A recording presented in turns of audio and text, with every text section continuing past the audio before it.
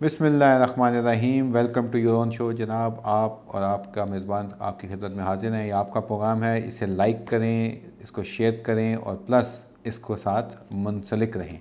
हम इस बाबरकत महीने में भी आपके खिदमत में हाजिर, ये उम्मीद के साथ कि ये आने वाला जो इस्लामी साल है वो बेहतर भी होगा। इसके साथ साथ जो लोग कुर्बानी से मुंसलिक हैं, बहुत बड़ा सेक्टर है हमारा, बहुत बड़ी इकॉनमी को सपोर्ट होती है इससे, लेकिन जो अभी हालात हैं उसमें थोड़ा सा मुश्किलात नज़र आ रही हैं। और सबसे बड़ी वजह जो सी है वो है बजट की।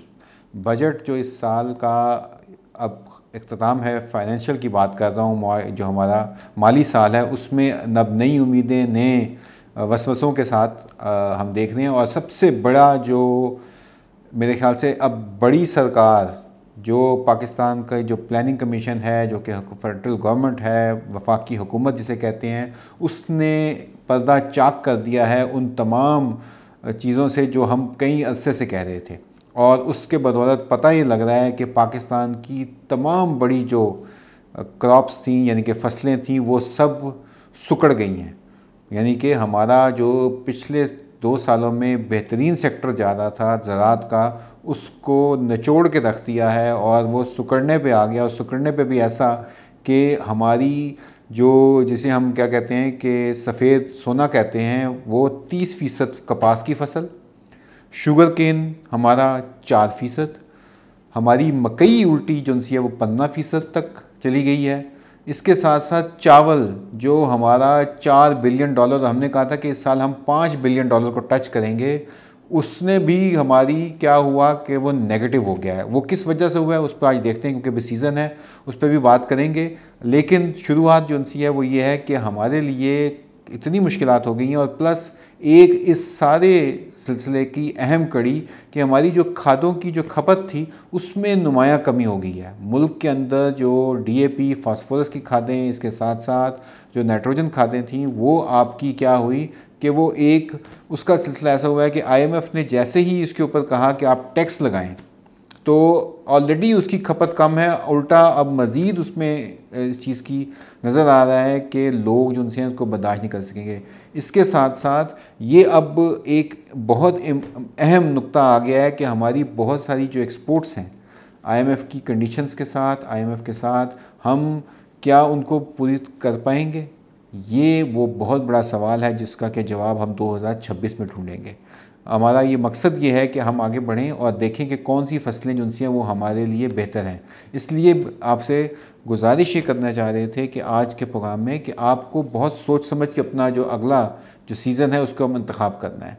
तो ये तमाम चीज़ें जो हैं वो हमारे सामने अब अयां हो गई हैं। इन अयां होने के साथ साथ 13.5% जो हमारी कमी आई मेजर क्रॉप्स के अंदर, अहम जो फसलें हैं हमारी, शुगर केन यानी कि गन्ना, कमाद जिसे कहते हैं, मकई, चावल, गंदम सबसे बड़ी, और इसके साथ साथ कॉटन इसके ऊपर भी आया। लेकिन अब आगे जो नज़र आ रहा है कि हमारे लिए क्या मुश्किलात हैं। अब दीगर जो फसलें हैं उसमें भी तकरीबन 5% की कमी हुई है।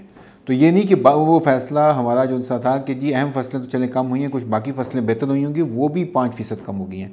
इसका मतलब ये हुआ कि ये शोबा जो सबसे बड़ा था वो सुकड़ गया है। उसके साथ साथ लार्ज स्केल मैन्युफैक्चरिंग जो कि यूरिया खादों का शोबा है वो भी सुकड़ गया। तो अल्टीमेटली जो हमारी मुल्क की ग्रोथ है, यानी कि मुल्क के अंदर जो हमारी तरक्की की शरह है, वो नेगेटिव में ऑलरेडी थी एग्रीकल्चर की, उससे अब उम्मीदें लगाना आगे बहुत मुश्किल हो जाएगा।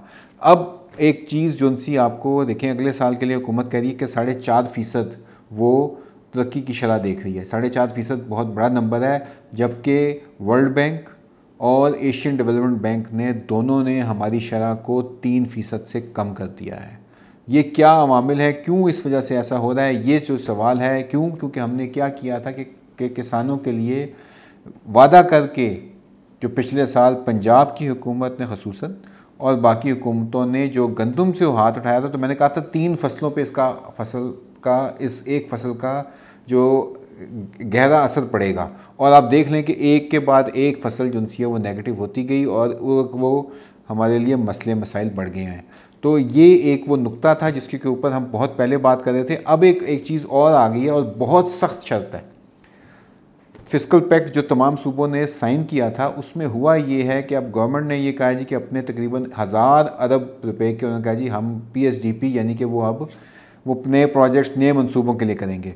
उसमें अब ज़राअत के जो मंसूबे हैं वो बहुत ज़्यादा नज़र नहीं आ रहे, वो हमें नहीं नज़र आ रहा। हालांकि अगर हम देखें, हम अपनी पूरी जो आमदनी है उसका या GDP का, जो हम कहते हैं कि बड़े शौक से कि हमारी बड़ी इकॉनमी बन गई है, हमने 400 अरब डॉलर को क्रॉस कर लिया है, लेकिन अगर हम देखें, और दुश्मन मुल्क से मैं इसलिए कर रहा हूँ क्योंकि वो भी इसी एनवायरनमेंट में है, भारत जो है वो अब तकरीबन 2.7% अपने रेवेन्यू का जो उनसा है वो अपने बजट में उन्होंने एग्रीकल्चर के लिए रखा हुआ है, जबकि हमारे मुल्क के अंदर शायद वो 1% से भी नहीं है। 1% भी हो जाए तो बहुत बड़ा नंबर होगा, लेकिन वो नंबर अगले बजट को देखते हुए नहीं नज़र आ रहा। इसके साथ साथ जो IMF की कड़ी शर्त है वो लगी हुई है कि इसके ऊपर आपने एग्रीकल्चर टैक्स लगाना है। अब एक तो एग्रीकल्चर टैक्स लगा देना है इन्होंने, ठीक है, ये 1 जनवरी से पीछे पड़े हुए हैं, और अब इनको बहुत सख्त किस्म की एक मेरे ख्याल से अब धमकी आ गई है। और उन्होंने कहा जी कि तमाम जो स्टाफ लेवल एग्रीमेंट में चीज़ें आपने मुत्तफ़िक की हैं उनको आप अप्लाई करना है, तभी आपका बजट जो सा है वो हमें उस तरह का चाहिए। उस वजह से ये बजट के अंदर अब इन्होंने ये सारी चीज़ें कर दी हैं। अब आपको एक चीज़ और मैं बता दूं कि ये तो सीधा सीधा जो 10% की, और जो खादों पे लगा रहे हैं 5% जो है वो जहर जो इस्तेमाल होते हैं पेस्टिसाइड, उस पर लगने की खबर है। लेकिन इस वजह से बिजनेसेस जो सिकुड़ गए हैं, तो इसमें बड़ी खाद कंपनी वाले हैं उनके भी सर पकड़ लिया है। वो भी कह रहे हैं कि जी हम क्या करें, क्योंकि हमारा माल बिक ही नहीं रहा। हमने बहुत सारा माल जो उनसे इंपोर्ट किया है, और अब वो जिसे कहते हैं ना लॉन्ग सप्लाई पड़ी हुई है। लॉन्ग सप्लाई मतलब ये है कि जितना मर्जी आप इस्तेमाल करें आपको लॉन्ग सप्लाई मिलेगी, लेकिन उनके लिए दर्द सर बना हुआ है कि उनकी पहले ही खाद नहीं बिक रही, अब मज़ीद महंगी होने से खाद क्या होगा कि और कमी आएगी। लेकिन यहाँ पे जो बीच में मुनाफाखोर लोग बैठे हुए हैं, जो मार्केट में बैठे हुए हैं डीलर हजरात, उन्होंने क्या किया है कि जैसे ही सुना है कि DAP और यूरिया के ऊपर, खादों के ऊपर रेट बढ़ने लगा है, टैक्स लगने लगा है, ड्यूटी लगने लगी है, उन्होंने क्या किया, 1000 रुपये पहले ही बढ़ा दिया है। बजट आने से पहले ही 1000 रुपये बढ़ गया। तो यहाँ पे मेरे ख्याल से हुकूमत को एक्शन लेने की ज़रूरत थी, जो कि उन्होंने नहीं लिया। इसके साथ साथ एक और चीज़ जो मैंने कहा कि जो इनडायरेक्ट टैक्सेशन है वो बढ़ रही है, और पहली दफ़ा होने लगा है कि हमारी हर चीज़ के ऊपर एक लिस्ट होती है, उसे कहते हैं पॉजिटिव लिस्ट। वो देखते हैं जी कि क्या इसके ऊपर GST है, सेल्स टैक्स है। उन्होंने कहा नहीं इसको ख़त्म करें, आप बहुत कम मसनूआत होंगी जो कि जिनके ऊपर के टैक्स, सेल टैक्स नहीं होगा, आप बस उनमें देखें ये 8-10 चीज़ें हैं, नेगेटिव लिस्ट में कर दें, बजाय इसके कि हम पॉजिटिव में देखते हैं। उन्होंने कहा जी नेगेटिव पे आ जाएं, क्यों, पॉजिटिव में तो बहुत सारी चीज़ों पे हम टैक्स लगाने लगे हैं। तो ये वो एक अहम नुक्ता है जिससे कि महंगाई की शरह जो है अगले जो हमारा 3 महीने में जो क्वार्टर आ रहा है, सेमाई है, उसमें बहुत तेज़ी से बढ़ सकती है।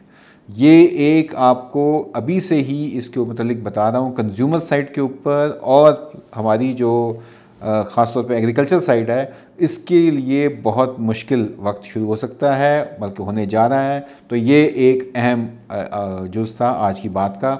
दूसरे नंबर पे आते हैं जी, बात करते हैं कपास से रिलेटेड। जो कपास की अब क्योंकि आमद है, और उसमें मसला ये आ रहा है कि हमारी 19% जो जिनिंग थे, जो जिनर थे, वो कारोबार बंद हो गया, कम हो गई है। ये प्लानिंग कमीशन के डॉक्यूमेंट में यही चीज़ लिखी गई है कि पिछले साल 47% इसमें बढ़ोतरी हुई थी। यानी कि लोगों ने जिनर लगाया था कि जी कॉटन आएगी और हम कॉटन को जिनर प्लांट लगा के टेक्सटाइल मिलों को देंगे। इस साल 19% नीचे आ गया है। इसका मतलब है कि कारोबार उनका भी सुकड़ गया है। यानी कि एक आपकी कॉटन की गलत 30% की कम पैदावार से आप देखें कि बिजनेसेस पूरा असरात उसके कहाँ तक जा रहे हैं। अब इसी तरह से कॉर्न के ऊपर बात करते हैं, मेज़ के ऊपर। मेज़ के ऊपर मेरे ख्याल से गवर्नमेंट को एक तजवीज़ जो बड़ी ज़रूरी है, जो हम अक्सर बात करते हैं, वो ये है कि मेज़ से हम वो फ़ायदा नहीं उठा रहे जो हम उठा सकते हैं। उसमें चाहे बीज की बात हो, चाहे कोई और चीज़ हो, उसमें रेगुलेशंस की बात हो, हमारी एक्सपोर्ट नहीं हुई, वो सुकड़ गई है। मेज़ के अंदर भी बहुत बड़ा इस टाइम नुकसान है। और इस टाइम ईद के ऊपर ख़ुसूसन देखें, व्यापारी इस टाइम क्या कर रहे हैं मार्केट के अंदर कि वो उन्होंने मेज़ की कीमत इतनी कम कर दी है ईद को देखते हुए कि अभी हर एक को पैसे चाहिए, कुर्बानी करनी है, ईद करनी है, देखें बहुत सारे अखराजात होते हैं। उन्होंने कहा है कि औने पौने दामों में इनसे आप मेज़ ख़रीद लें।